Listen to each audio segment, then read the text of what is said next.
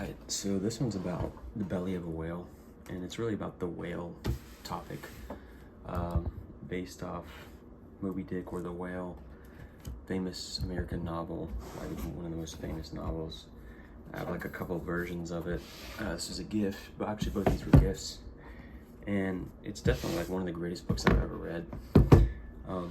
There's so much like contained in it. It's just so many chapters, so much different types of writing, so it's more than just a novel. I mean, there's poetry, philosophy, history. It's all kind of like deeper meanings to everything, and just also he's just a like brilliant writer, and everything he writes is very thought out, and he was very educated. Every sentence is like someone that just sat down and really thought out everything they're going to write, and very well researched. And then a lot of the stuff that's you're reading, you're learning, not only vocabulary and poetry, but you're learning history, and he'll kind of use words that make you look up like what that word means, and it kind of goes into a rabbit hole of all these other topics that you had no idea about, to just give you context on different things, all types of facts, and also just like amazing story. And a lot of the story is very believable because it's kind of like it's mixes between fiction and nonfiction, so it's blended so well that you don't know what's fake and not fake, because you look at the history of his life, Herman Melville, and you find out that he did go on ships, and he was a whaler. I mean, there was like, he did hunt whales in his life, which is crazy. I thought it was all just made up, which it is partially, but a lot of it is kind of makes you think it's real stories in his life, because they're just kind of too detailed to make up in someone's mind. I mean, like, you can't even imagine the details. It sounds like a real story. And I think he did like a perfect job of blending these stories that might have been his life experiences and mixing it with a greater story. And the whole topic of the belly of a whale goes back to Jonah, obviously, and it's also kind of an expression used to be in the belly of a whale.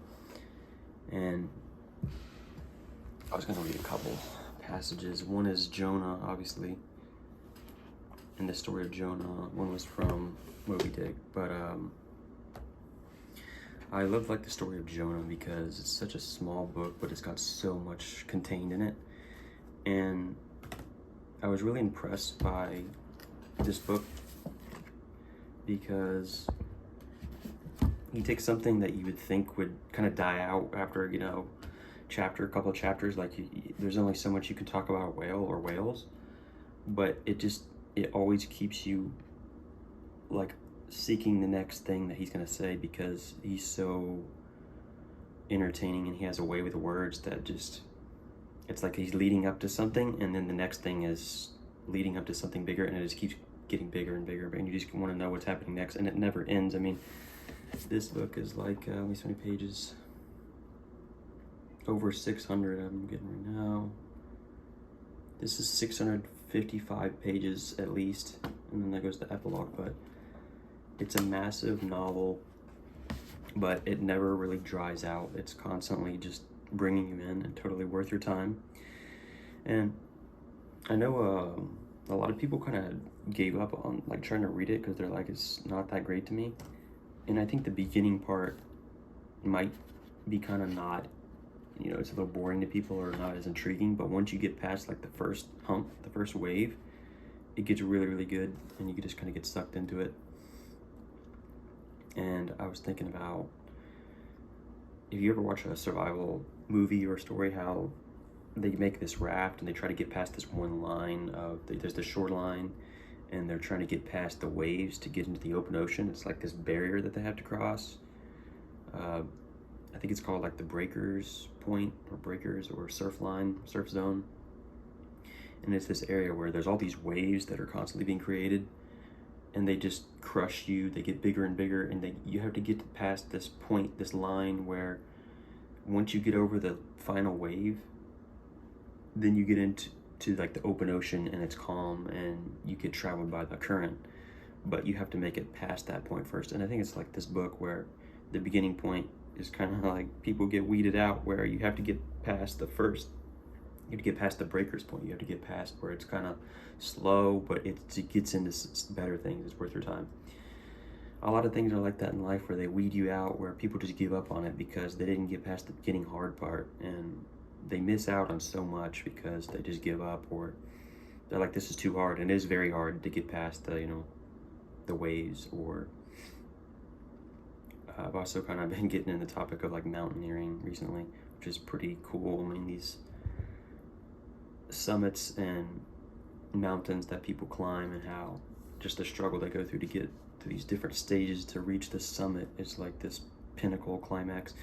And it relates to this topic about the whale, where it's this like monstrous, huge thing that kind of comes up in your life. So there's two different ways of saying the same thing, but you gotta climb mountains in your life, or there's mountains that come in your life that you have to, you know, there's this struggle to get up to. And it's the same thing with the belly of a whale, where, let me just read some of the story of Jonah. It's a famous story, but basically Jonah gets called. God comes to him, he says, arise, go to Nineveh, and cry out against it, for their wickedness has come up before me.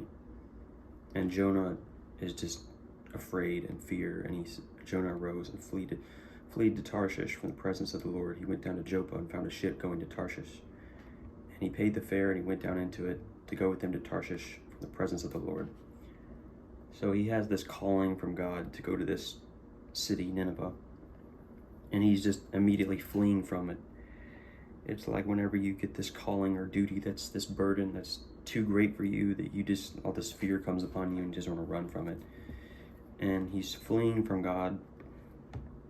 He's in this ship, and he goes down to the deep part of the ship, the center of the ship, to sleep. There's this great storm, and it's a picture of running from God and going to like what he thinks is safety, but it's really just the power of man, which is weakness to God, and it doesn't protect him from God's wrath. The sea, you know, starts getting crazy.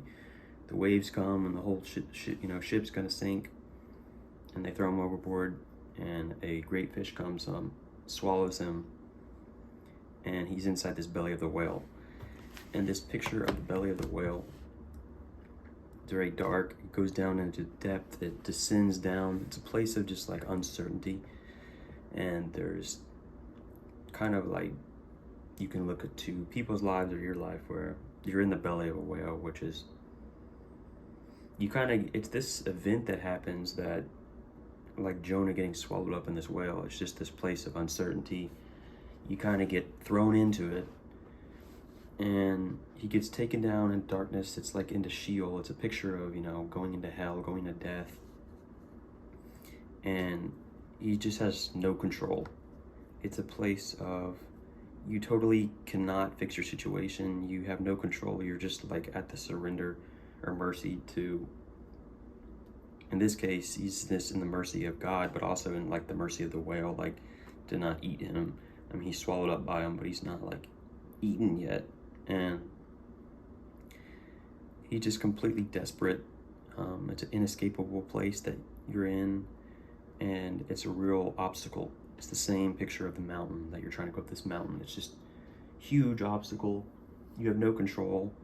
It's totally beyond you. It's bigger than you. Maybe you didn't even ask for it. You're just kind of placed into it. And that's the other picture about the whale, which is this large beast. I mean, the biggest beast on earth, biggest animal, the largest, you know, the great fish. I mean, if you look at the size of a whale, nothing compares to it. It's the largest animal that exists, and maybe has existed. It was interesting, I was looking at the facts of like, they say it was like even bigger than dinosaurs, the mass and the length, and like several hundred feet, and 100 to 200 tons, like, which is 300 to 400,000 pounds. The heart's like the size of a small car. The heartbeat can be detected like 2 miles away. just the scale of these animals is kind of like hard to comprehend. So like the weight is like 25 to 30 elephants. It's like the same as a fully, like greater than a fully loaded like Boeing 737, and they're just massive creatures. Same picture of the whale and the mountain, that it's just this huge natural beast, kind of like savage, that's so huge. I mean, it's kind of synonymous with these myths and like the Leviathan, or this, you know, mysterious like beast that is just bigger than we can imagine and or comprehend. And it's like basically the equivalent of a ship. And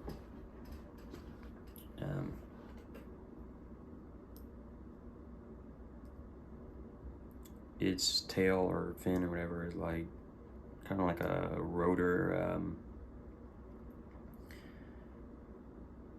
like an engine pretty much. I mean, it's crazy. And so with this massive thing that's way bigger than us, beyond us, monstrous, I guess, kind of like a monster. And I guess the whole story of Jonah is he's at the mercy of it. He's taken into a dark place. And once he kind of cries out to God, I'll read that part where he's like, this is Jonah chapter 2. He's praying for deliverance from this fish's belly. And he says, I cried out to the Lord because of my affliction, and he answered me. Out of the belly of Sheol I cried, and you heard my voice. For you cast me into the deep, into the heart of the seas, and the floods surrounded me, and all your billows and your waves passed over me. Then I said, I have been cast out of your sight. So the picture of being eaten up, taken down, is like taken down into the pit of hell. It's kind of being cast down and taken away, and a place of darkness and depth and alone, and you just don't know where you're going or what's on the other side. You don't know if you're about to die, you know, like death is at your doorstep. He says, yet I will look again towards your holy temple. The water surrounded me even to my soul. The deep closed around me. Weeds were wrapped around my head. I went down to the moorings of the mountains. The earth with its bars closed behind me forever. Yet you have brought up my life from the pit, O Lord my God. When my soul fainted within me, I remembered the Lord, and my prayer went up to you, into your holy temple. Those who regard worthless idols forsake their own mercy, but I will sacrifice to you with the voice of thanksgiving. I will pay what I vowed. Salvation is of the Lord. So the Lord spoke to the fish, and it vomited Jonah onto dry land. And then let me read you from Moby Dick. This book is so good. It's like, would definitely recommend it. It's really worth your time. And it will also just kind of introduce you to so many different things that will lead you in other paths. So other books, other authors, other stories, amazing stories. Like he'll say a sentence of like, he'll use this word, and you look up what the word is, and it relates to this crazy story that's like intrigues you even more, and they just keep coming nonstop. And it's really like a wellspring or like a fountain. It just never stops giving. And you can reread, like read something and then reread it and get something different out of it. It's crazy. And it's definitely a book I'll reread a lot in my life and want to like pass down to my kids. And it's one of those books you just want to tell everybody about and recommend to everybody, and then get them to read it and they'll get something out of it. Let's see, it was 70. So this part of the story, he's on the ship and there's a preacher and he's saying this sermon about Jonah, and they all start like singing this hymn. And the hymn is, the ribs and terrors in the whale arched over me like a dismal gloom, while all God's sunlit waves rolled by and lift me deepening down to doom. I saw the opening maw of hell, with endless pains and sorrows there, which none but they that feel can tell. Oh, I was plunging to despair. In black distress I called my God, when I could scarce believe him mine. He bowed his ear to my complaints. No more the whale did me confine. With speed he flew to my relief, as a radiant dolphin born, awful yet bright as lightning shone the face of my deliverer God. My songs forever shall record that terrible, that joyful hour. I give the glory to my God, his all the mercy and the power. So I thought that was pretty good. There's a lot of great like quotes or just sentences that hit deep. I annotated like just a little bit of these, and I never annotate anything, or I never like put a marker on anything unless it's like one that really hits deep. And you can see there's already like a bunch on this, which is a lot for me. I mean, people do a lot more, but they go to like a different extreme. I put it like one if it's something that's like I really want to reread, and I already have like a couple of them, but I'm like halfway through this whole thing, and I've been reading it for a long time. But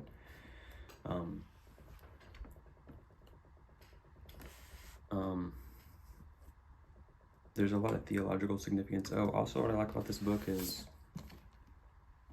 see page 370. He goes into like the myth behind the whale, the history behind it, the facts behind it.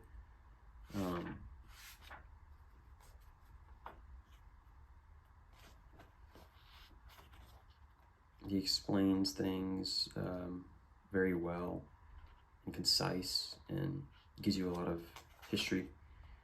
Well, there's one chapter about of whales and paint and teeth and wood, sheet iron and stone and mountains and in stars. He talks about the origin of the whale and where it's seen all throughout these different cultures and what it means to them and the myths of them and the picture of a true whale and what it's actually like out there seeing them, and the monstrous pictures of whale is one chapter, and it goes on and on and on. But about the whole belly of the whale thing. So you come to these points in your life where you're in the belly of a whale, you're in this situation, it's very dark, it's very uncertain, you don't know what's happening, and you don't know how to get out of it.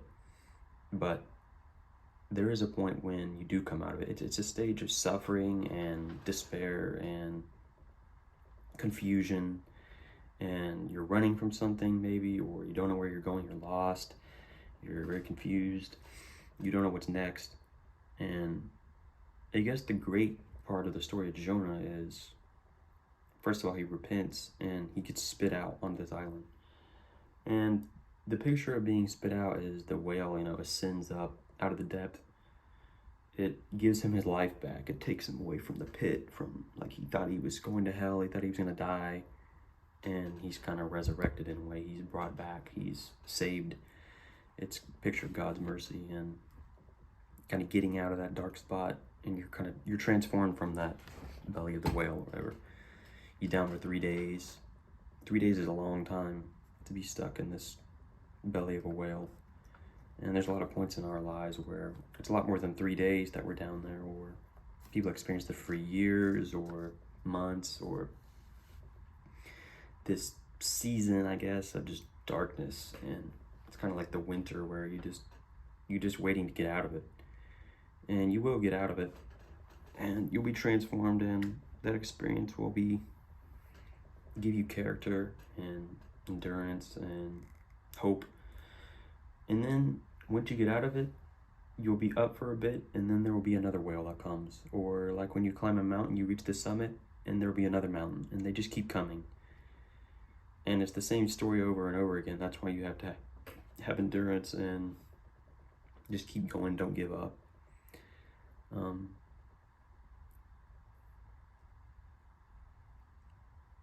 I guess when Jonah gets called, he's just kind of cowards. He's a coward, he hides and he runs and he flees, and he just, like, I'm done with this. There's plenty of times in your life when you're like, I just want to give up or throw in the towel, or like, I cannot do this any longer, or you're at your breaking point.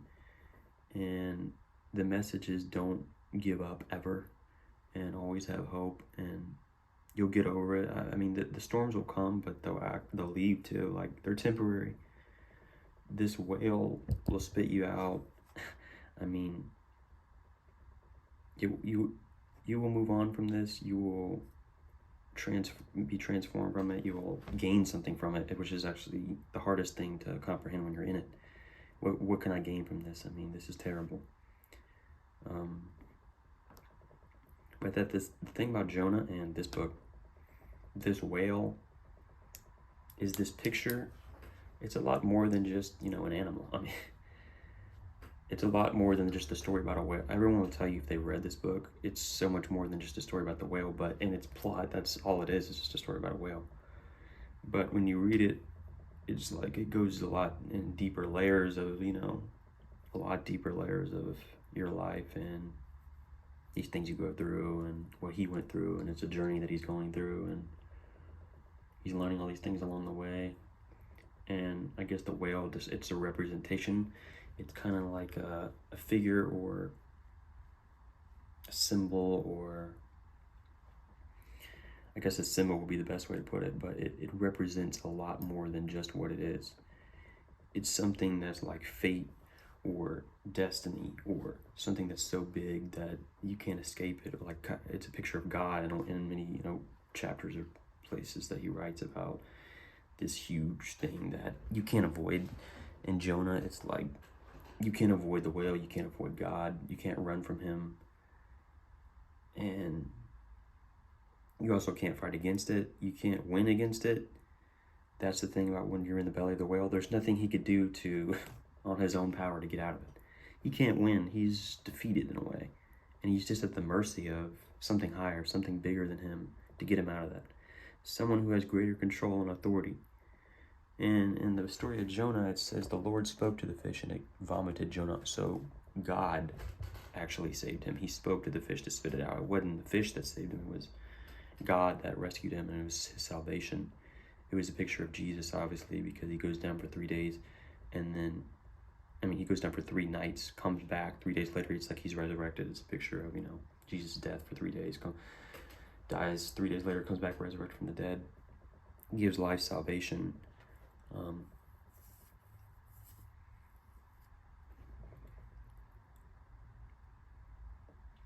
But I guess also the whale represents like something that consumes you. It takes you in and brings you down. Either situation, person, thing, circumstance, whatever it is. It's kind of like something you're trying to fight, but you can't, or something you're trying to get over. It's an obstacle. It's a huge obstacle. It's a mountain. It's a whale. It's massive. It's like there's nothing in your own power that you can do to defeat it, to get over it, and you're just fighting for it. But you need it. The same picture of Jonah, the same picture of the mountain, the same picture of this book, Moby Dick, and the whale.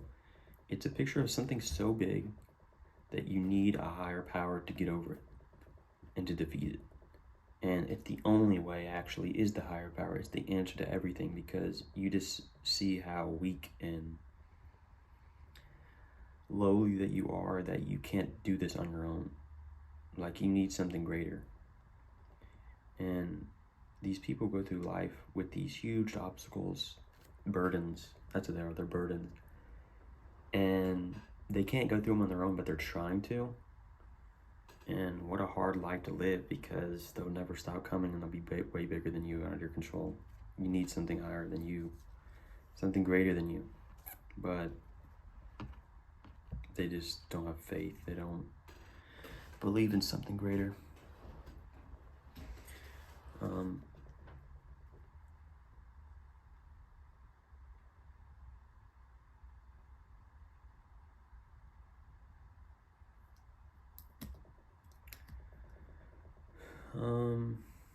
Trying to think if there's anything else.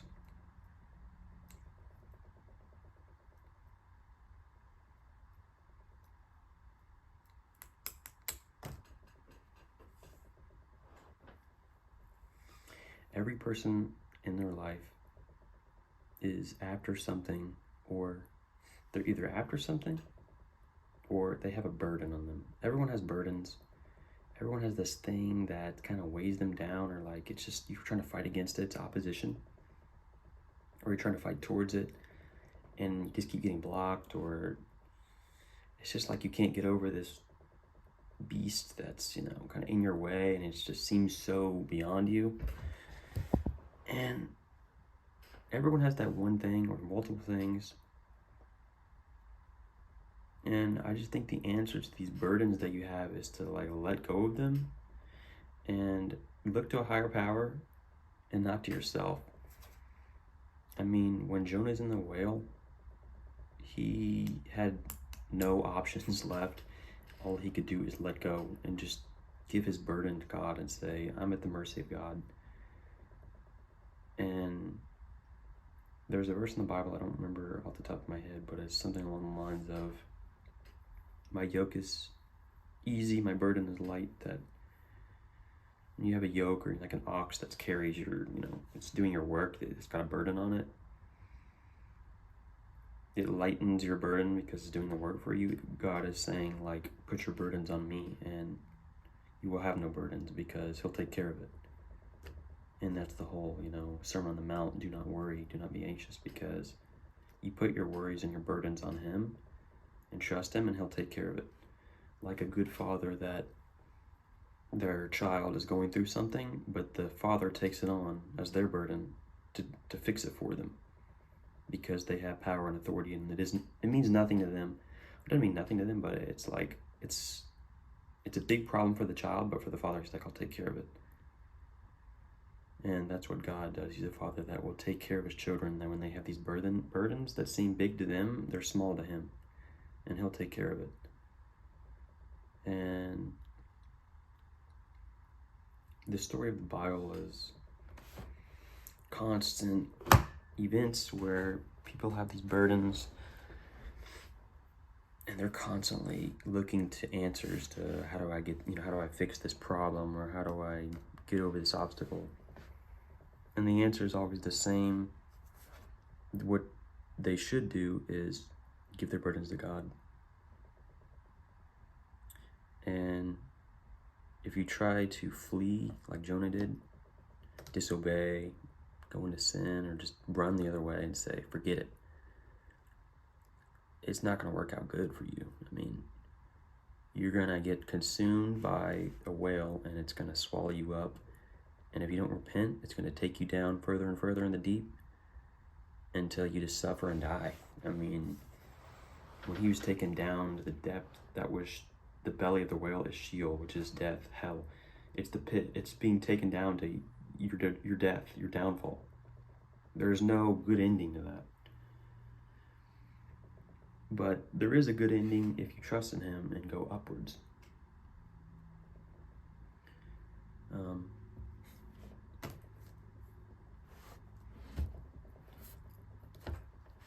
But Herman Melville is an amazing writer. He's poetic in his words that, like, he can say something so well, so articulate, his rhetoric is just like in prose or whatever you call it, is so concise and so, like, it's got this imagery to it that he'll say a one-liner that's like, I know exactly what you're talking about. And he just compares it to, great things, big things, and he's always reaching to, like, these higher topics that kind of hit deep about human nature and the soul and God. And it's just one of these books that never gets old. Like, it can be several hundred years later. That's why it's considered a classic, because you can read it later on in your life or a different generation, maybe even a different culture, and it will be a classic because it's just so relevant to human nature. It's relevant to the mind, the soul, the heart, man, his actions, sin, heaven, earth, myths, stories. It's a powerful story. It's a one that just gets ingrained in your mind that you'll never, you'll take it to your death. And couldn't recommend it enough.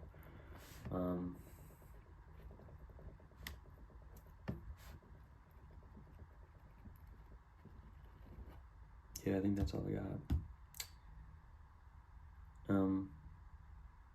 One final thing I just thought about is kind of this aspect of the storm where all these waves are coming, they're huge, that he's in this, a lot of thunder. It's like he was sleeping. Like, why are you sleeping? And it was kind of just this picture of there's this mass chaos, God's wrath, horrible, like they're gonna die, and he's just like sleeping, which he's just doing everything he can to shut himself down, to run from it, to go down to the lowest part of the ship and close my eyes and look away and just sleep and like, I'm done. I mean, he's doing everything he can to avoid and run, flee. But he couldn't flee. And this storm that came, this wrath, same thing in life. There's going to be a lot of storms. There's going to be a lot of things that just shake you to your core. And You just have to wait for the storm to end. I mean, it will eventually end.